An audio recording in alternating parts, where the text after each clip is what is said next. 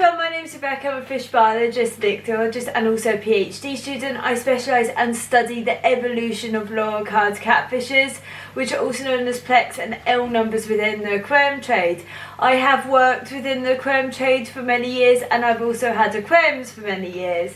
So today I'm going to talk about a topic that is really actually important if you're thinking about feeding your plecos or keeping plecos, because you do need to feed them really.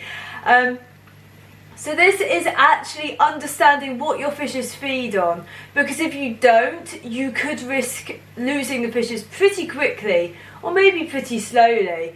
And this is kind of a topic that I've seen occasionally pop up, because you might see posts saying, why is my fish bloated?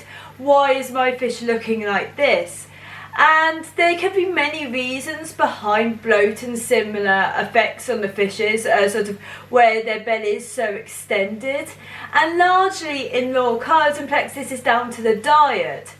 And partially this is due to a misunderstanding of the fish's diet. So we know the majority of them are algivores or detritivores, so most of their diet is along the sort of bacteria, algae, protozoa.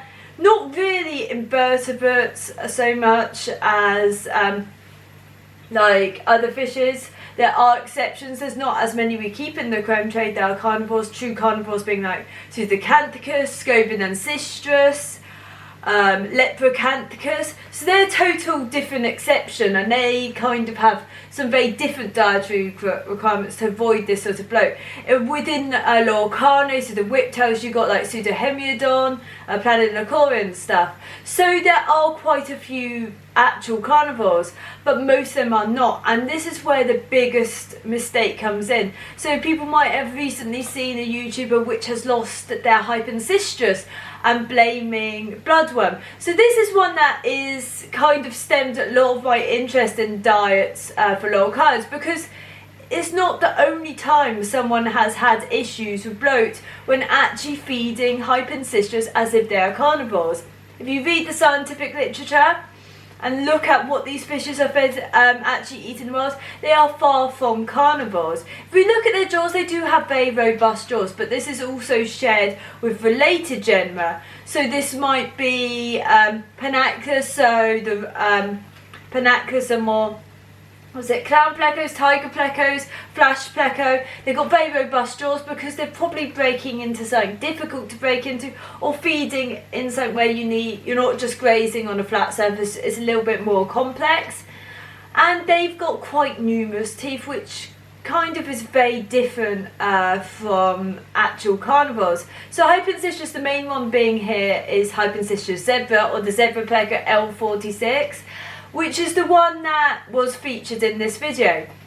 And the reason I'm discussing it is because it doesn't just happen with frozen foods, because these fishes aren't carnivores. In the wild, the only records we have for Hypancistrus zebra is they feed on bryozoa and algae, about 50-60% algae.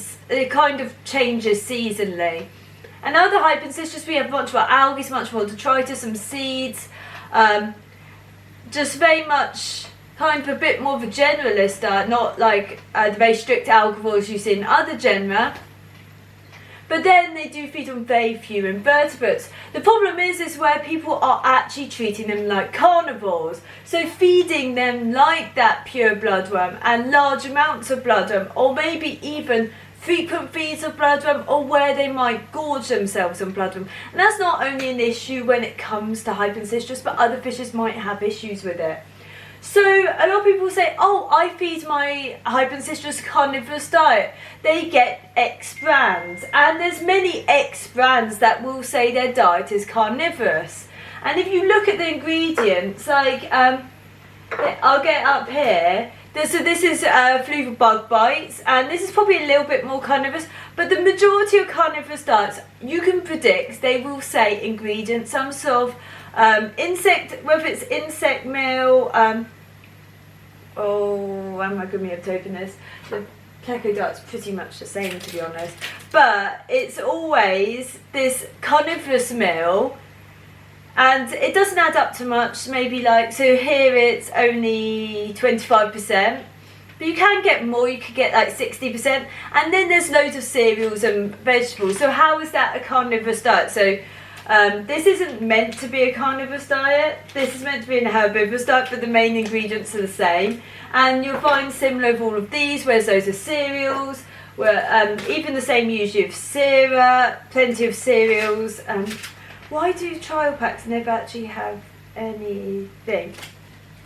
But you'll find it with common diets that they say if they're carnivorous, you just get all of these cereals and vegetables. So are they actually that carnivorous? No. So will your fishes be having issues very rapidly on them? No. The issues which do happen is when people feed their fishes actual carnivorous diets that are very high in carnivorous ingredients.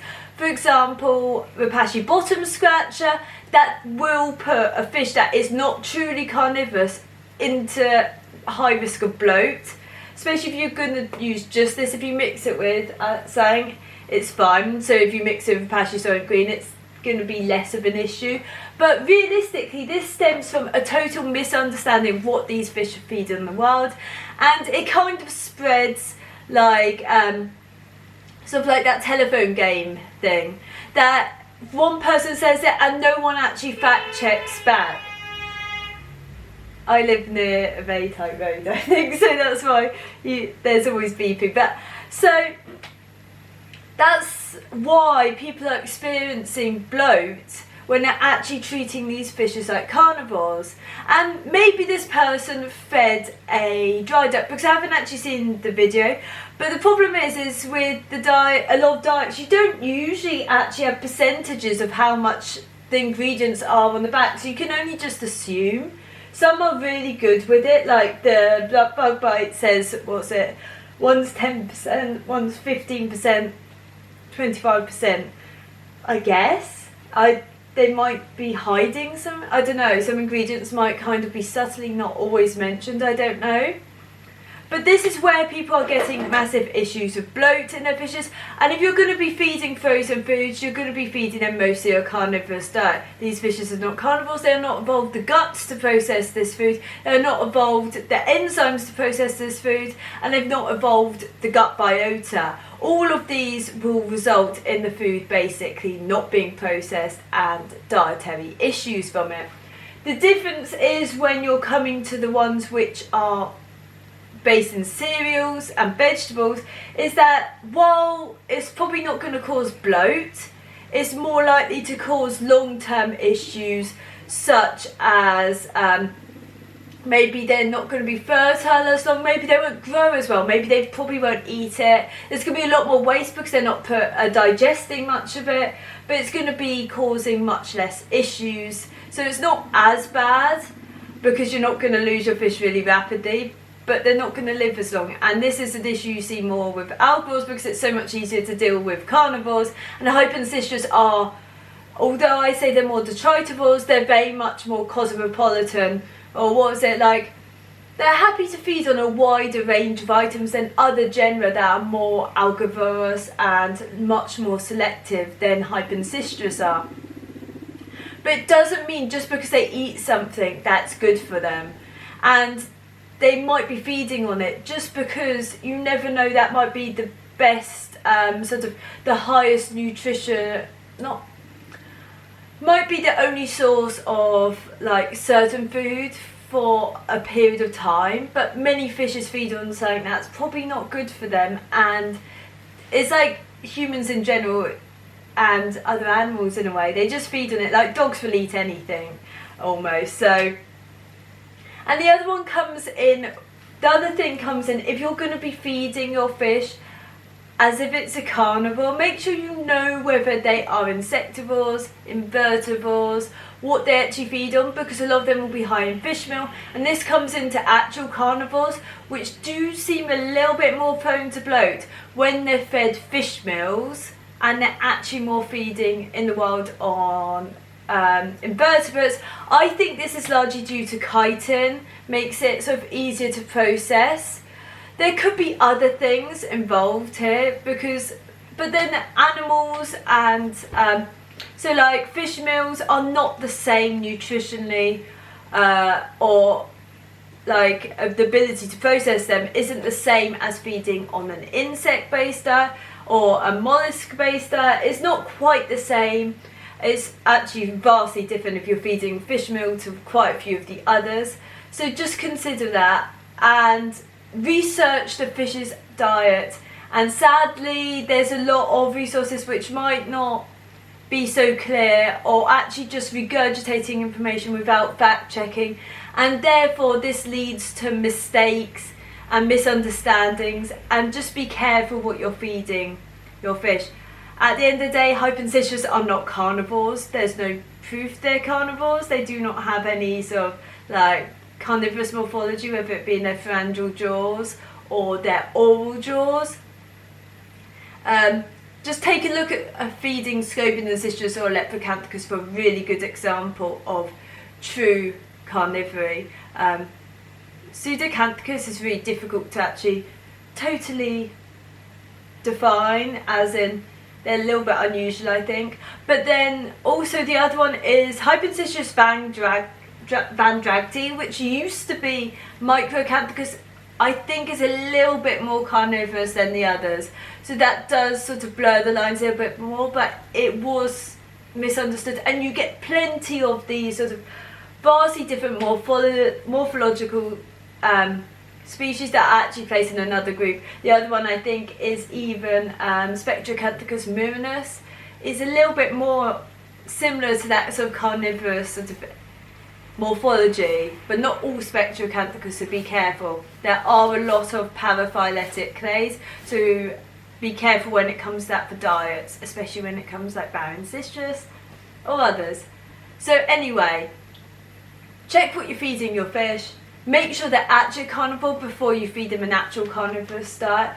Read the ingredients before you buy the diet and make the judgment. And also, don't feed frozen foods constantly just because, yes, it's probably, you think it's probably going to make the fish grow better and etc. But firstly, are you creating a complete diet? Might not be. Secondly, is the fish actually a carnivore in the first place? Are you going to lead to bloating issues? Is it just going to shorten the fish's lifespan in general? But anyway, thanks for watching. If you like my videos, please comment, like and subscribe, and thank you.